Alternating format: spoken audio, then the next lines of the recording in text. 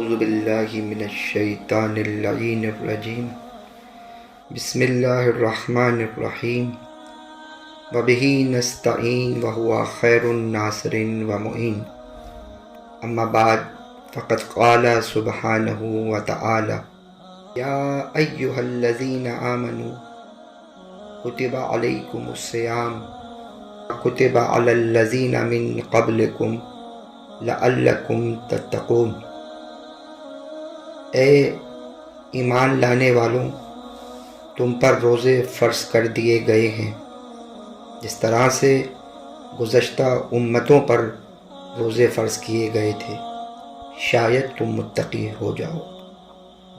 Wali centre Lisbon کی ایک اور کوشش کہ ماہ مبارک میں مومنین اور مومنات کی مصروفیات کو مد نظر رکھتے ہوئے آن لائن ہر روز ایک قرآن کے پارے کا خلاصہ مومنین کی خدمت میں پیش کیا جائے گا، تاکہ دور دراز سے آنے والے مومنین جو سینٹر تشریف نہیں لا سکتے وہ اس ماہ مبارک میں جو قرآن کی بہار کا مہینہ ہے اس سے مستفید ہو جائیں۔ ایک روز تاخیر ہونے کے باوجود ہم نے چاہا کہ آج پہلے اور دوسرے پارے کا خلاصہ آپ کی خدمت میں پیش کیا جائے، تو ہم ابتدا کرتے ہیں قرآن کریم کے پہلے پارے کا خلاصہ۔ بسم اللہ الرحمن الرحیم۔ اس پارے میں دو حصے ہیں، سورہ الحمد اور سورہ بقرہ۔ سورہ الحمد کو فاتحۃ الکتاب بھی کہا جاتا ہے۔ یہ مکی سورہ ہے اور اس کی 7 آیتیں ہیں۔ سورہ حمد کی خصوصیات کچھ اس طرح ہیں کہ لب و لہجہ اور اسلوب کو بیان کرتا ہے۔ یہ سورہ دیگر سورتوں سے اس لحاظ سے واضح امتیاز رکھتی ہے کہ وہ خدا کی گفتگو کے عنوان کے حامل ہیں اور یہ بندوں کی زبان کے طور پر نازل ہوئی ہے۔ دوسرے لفظوں میں اس میں خداوند عالم نے بندوں کو خدا سے گفتگو اور مناجات کا طریقہ سکھایا ہے۔ دوسرا مرحلہ اساس قرآن۔ نبی اکرم کے ارشاد کے مطابق سورہ حمد ام الکتاب ہے۔ اس سورے میں پروردگار عالم کی حاکمیت مطلقہ اور مقام ربوبیت کا بیان ہے، نیز اس کی لا متناہی نعمتوں کی طرف اشارہ ہے جن کے 2 حصے ہیں، ایک عمومی اور دوسرا خصوصی۔ عمومی رحمانیت اور خصوصی رحیمیت۔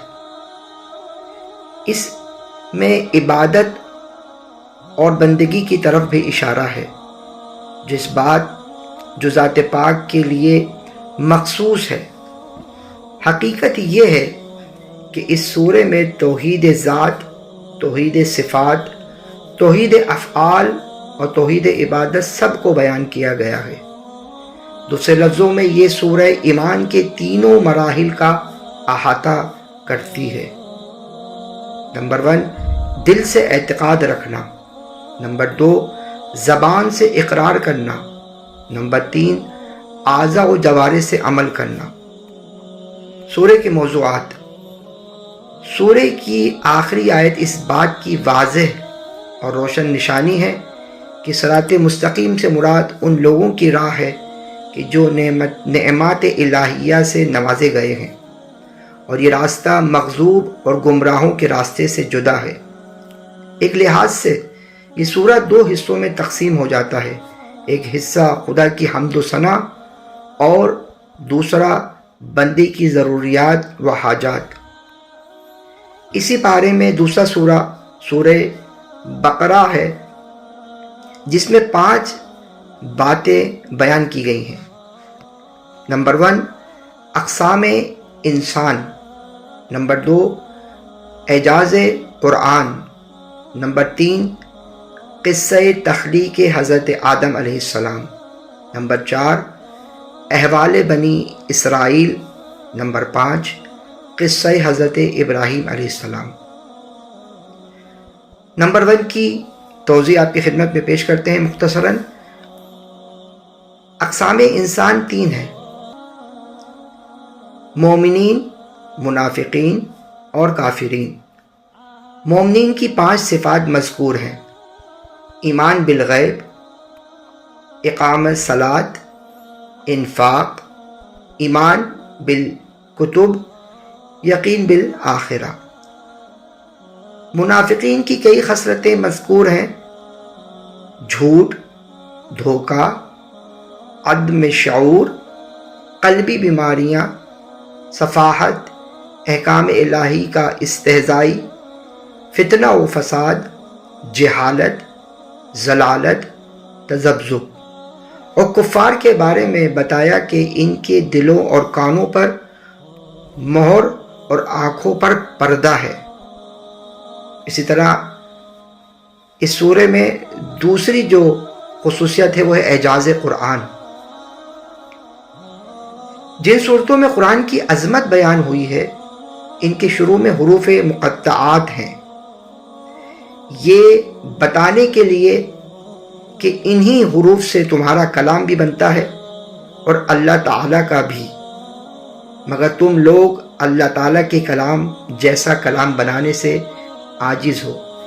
یہ قرآن کا ایک معجزہ ہے، قرآن کے لیے معجز ہونا۔ تیسرا مرحلہ قصہ حضرت آدم علیہ السلام۔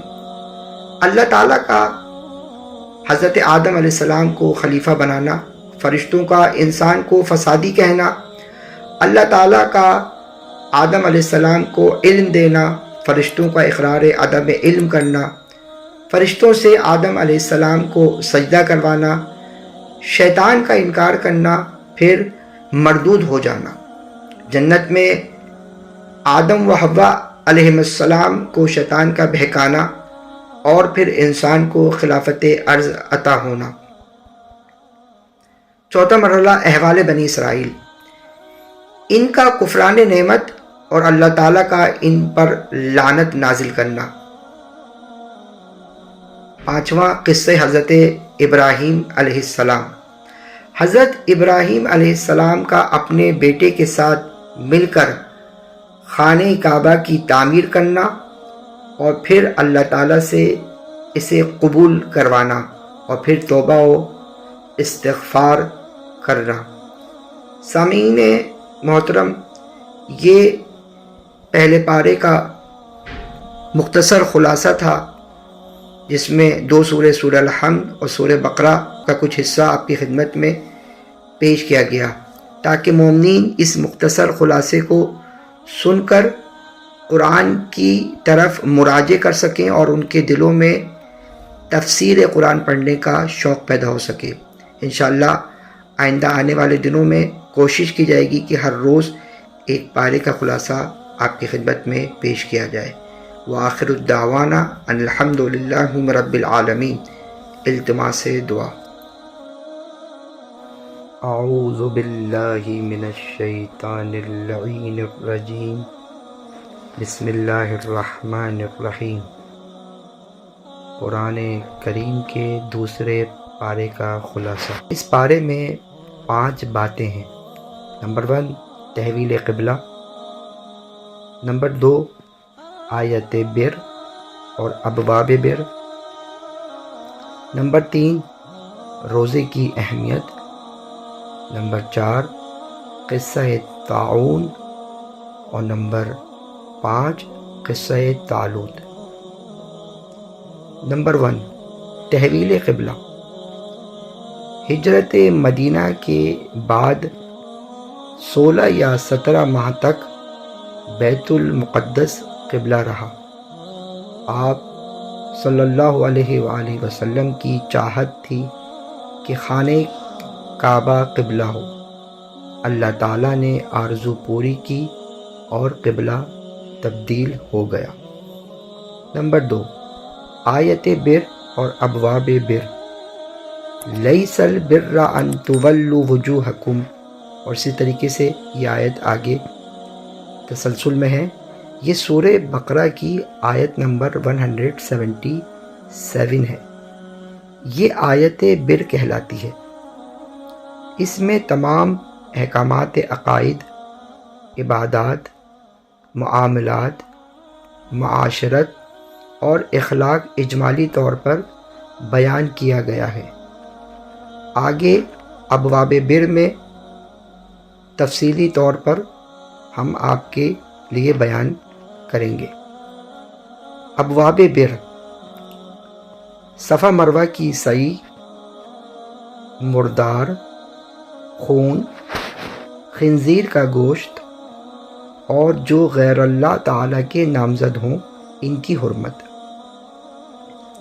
قصاص، وصیت، روزے، اعتکاف، حرام کمائی، قمری تاریخ، جہاد، حج، انفاق فی سبیل اللہ تعالی، ہجرت، شراب اور جوا، مشرکین سے نکاح، حیض میں جماع، ایلا یعنی وہ رسم ہے جو زمانے جاہلیت میں میاں بیوی کے درمیان جدائی کے سلسلے میں عام تھی۔ ایلا کا مفہوم ہے کہ میاں بیوی والے تعلقات ترک کرنے کی قسم کھانا۔ حکم طلاق نازل ہونے سے پہلے نئے مسلمانوں میں بھی یہ رسم باقی تھی۔ اس کے بعد طلاق، عدت، رضاعت، مہر، حلالہ، معتدہ سے پیغام نکاح، یہ سب ابواب بر میں شامل ہیں۔ نمبر 3، روزے کی اہمیت۔ روزہ تقوی کا سرچشمہ ہے۔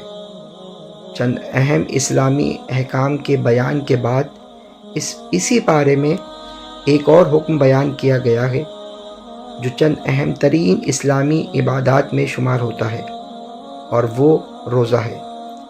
اسی تاکید سے ارشاد ہوتا ہے کہ اے ایمان لانے والوں، تم پر روزے فرض کر دیے گئے ہیں جس طرح گزشتہ امتوں پر فرض کیے گئے تھے، تاکہ تم متقی ہو جاؤ۔ ساتھ ہی اس انسان ساز اور تربیت آفرین عبادت کا فلسفہ مختصراً یوں بیان کیا کہ ہو سکتا ہے کہ تم پرہیزگار بن جاؤ، لعلکم تتقون، جو اس آیت کی آخری حصہ ہے، اس میں پروردگار اشارہ کر رہا ہے شاید تم پرہیزگار ہو جاؤ، کیونکہ روزہ روح تقوی اور پرہیزگاروں کی تربیت کے لیے تمام جہات سے ایک مؤثر عامل ہے۔ نمبر 4، قصہ تعاون۔ کچھ لوگوں پر تعاون کی بیماری آئی، وہ موت کے خوف سے دوسرے شہر چلے گئے۔ اللہ تعالیٰ نے 2 فرشتوں کو بھیج کر انہیں موت دی تاکہ انسانوں کو پتہ چل جائے کہ کوئی موت سے بھاگ نہیں سکتا۔ کچھ عرصے بعد اللہ نے ایک نبی کے دعا مانگنے پر انہیں دوبارہ زندگی دے دی۔ نمبر 5، قصہ طالوت کے لشکر نے جالوت کے لشکر کو باوجود کم ہونے کے اللہ تعالیٰ کے حکم سے شکست دی۔ یہ اس دوسرے پارے کے اندر جو خلاصہ تھا وہ آپ کی خدمت میں پیش کیا گیا، اور انشاءاللہ دعا گو ہیں کہ خداوند متعال ہمیں تلاوت قرآن پاک کرنے اور ترجمہ اور تفسیر کے ساتھ قرآن پڑھنے کی توفیق عطا فرمائے۔